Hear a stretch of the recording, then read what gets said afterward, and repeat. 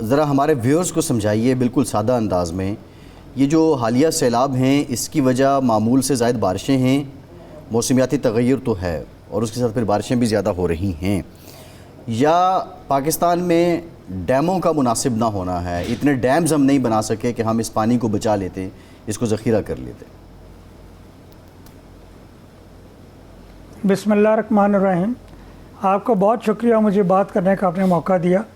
سب سے پہلے تو میں یہ کہوں گا کہ ہمارا جو 2022 کا اور پھر اب 2025 کا مونسون ہے، یہ اپنے طرز کا کلائمیٹ کہہ لیجئے کہ چینجز کو اپنے اندر سموتا ہوا ایک یونیک سیزن ہے. اس سیزن کا آغاز ہمارے کے پی کے علاقے سے کلاؤڈ برسٹ سے ہوتا ہے. اس کے اندر پھر سیویئر قسم کے گلیشیل آؤٹ برسٹ کا اس میں امپیکٹ آتا ہے کے بی اور جی بی میں.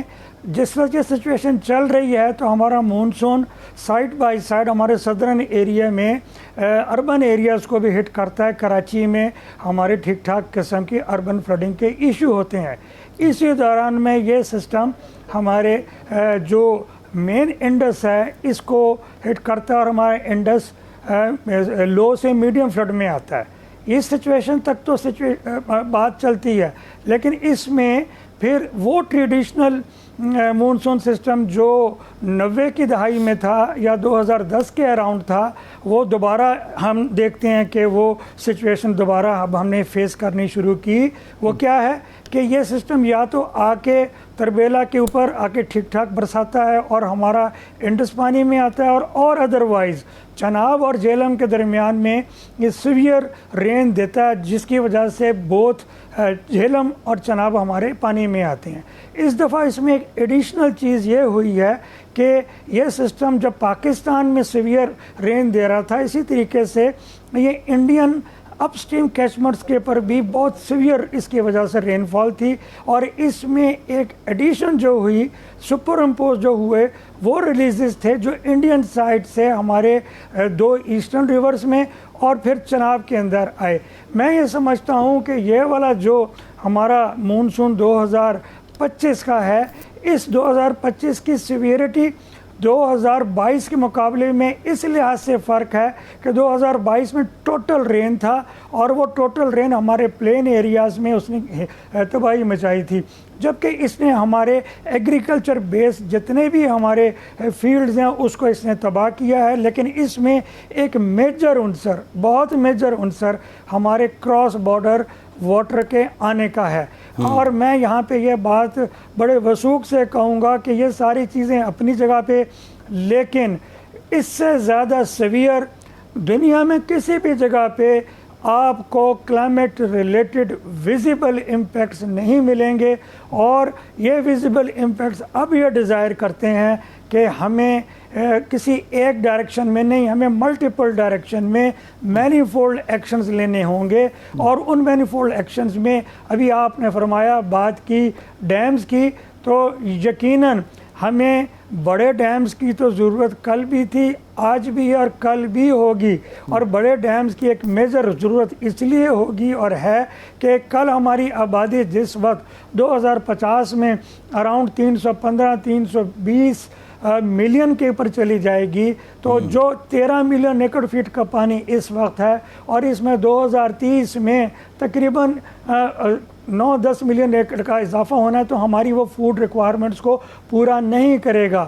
اس سلسلے میں بہت بہترین منصوبہ بندی، پلاننگ وابڈا کے اینڈ پہ 2030 تک، اور پھر 2030 سے 2040 تک، اور 2040 سے 2050-60 کے درمیان میں آلریڈی ان پلیس ہے. ہمیں ان تمام منصوبہ بندی کو جس کے ذریعے ہم اپنے وافر پانی کی مقدار کو نہ صرف اسٹور کر سکتے ہیں، کنزرو کر سکتے ہیں، بلکہ اپنے فوڈ باسکٹ کو انٹیکٹ کر سکتے ہیں، وہ ہمیں کرنے ہوں گے. اس میں یہ بات کسی صورت میں بھی رد کرنے کے قابل نہیں ہے کہ ہمیں بڑے ڈیمز تو 8 سے 10 سال لیتے ہیں، تو ہمیں اسمال ڈیمز اور میڈیم ڈیمز جہاں جہاں پہ بھی ان کی لوکیشنز ہو سکتی ہے بنانے کی اشد ضرورت ہے.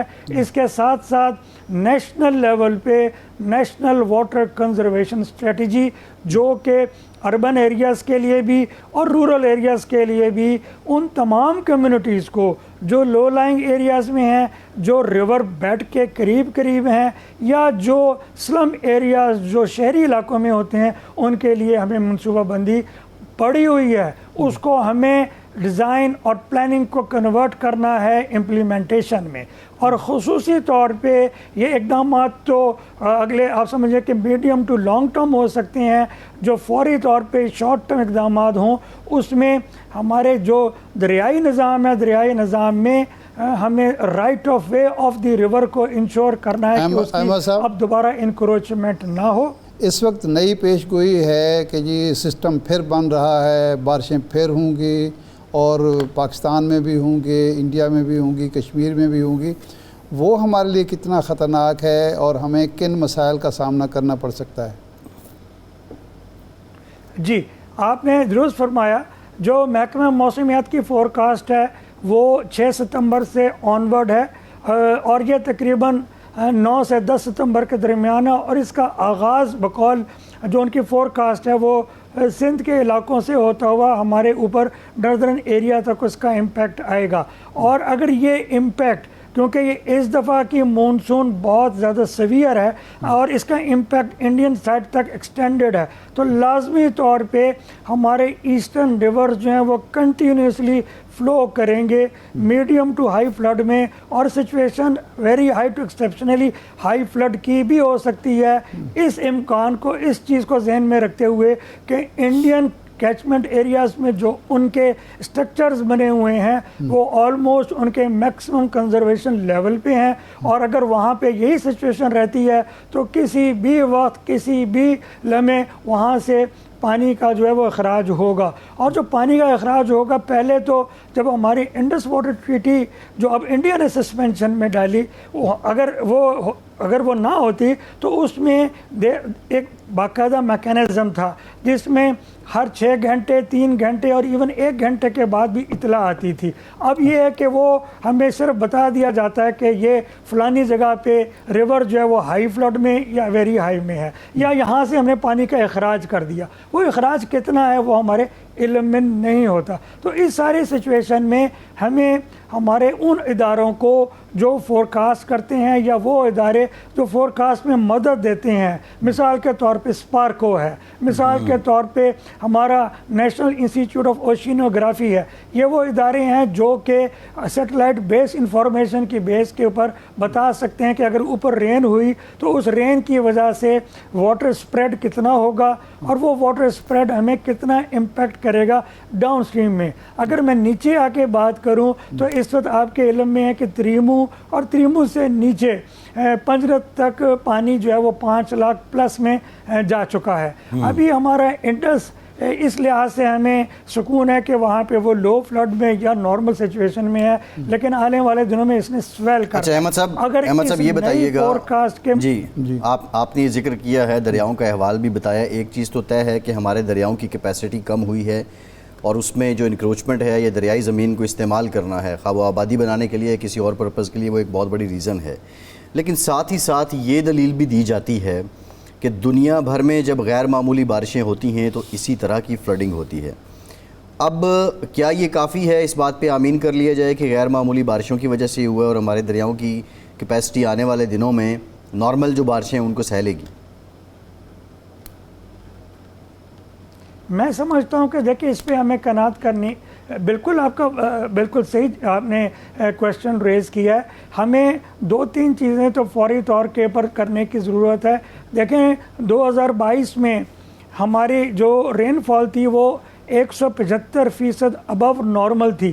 اس کا مطلب یہ ہے کہ جو ہمارے فورکاسٹنگ کے ٹولز یا ماڈلز تھے ان کی استعداد جو تھی وہ صرف 35 سے 40% ابو نارمل کے بارے میں بتانے کی تھی. اب ان تمام جو ہمارے فورکاسٹنگ ٹولز ہیں اور اس کے اندر جو نئی ٹیکنالوجی ہے اس کو فوری طور پہ ہمیں نہ صرف ایکوائر کرنے کی بلکہ ایکوائر کر کے اس کے ساتھ ہیومن ریسورس کو، ان کی کیپیسٹیز کو بڑھا کے اگلے سیزن سے پہلے اس کو لاگو کرنے کی ضرورت ہوگی.